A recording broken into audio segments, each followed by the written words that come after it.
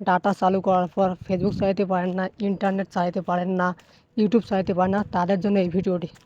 আপনি যদি আমার এই ভিডিওটি শেষ পর্যন্ত দেখেন তাহলে আপনার ইন্টারনেট স্পিড একটু হলেও বেশি হবে। তো ভিডিওটি শুরু করার আগে ছোট্ট একটা রিকোয়েস্ট, অবশ্যই সাবস্ক্রাইব করবেন এবং অনেক বেশি শেয়ার করে দেবেন যাতে সবাই সবার ফোনে ইন্টারনেট স্পিডটা বাড়িয়ে নিতে পারে। তো এটা করার জন্য আপনি আপনার ফোনের সেটিংসে চলে আসবেন।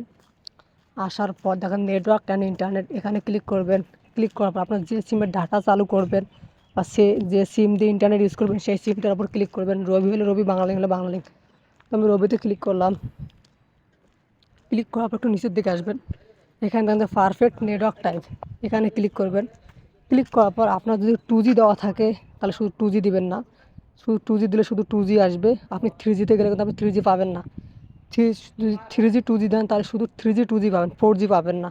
তো আপনাকে দিতে হবে 4G 3G 2G, এটা সিলেক্ট করতে হবে। তাহলে আপনি 3Gও পাবেন, 2Gও পাবেন এবং 4Gও পাবেন। যখন 5G থাকে তাহলে 5G 4G 3G 2G auto এখানে ক্লিক করবেন, তাহলে কিন্তু আপনি নেটওয়ার্কের ঠিক স্পিডটা পাবেন। তো ভিডিওটি দেখে যদি একটু উপকৃত হন প্লিজ সাবস্ক্রাইব করবেন এবং অনেক বেশি শেয়ার করে দেবেন যাতে সবাই তাদের মোবাইল ইন্টারনেট স্পিডটা বাড়িয়ে নিতে পারে। ধন্যবাদ।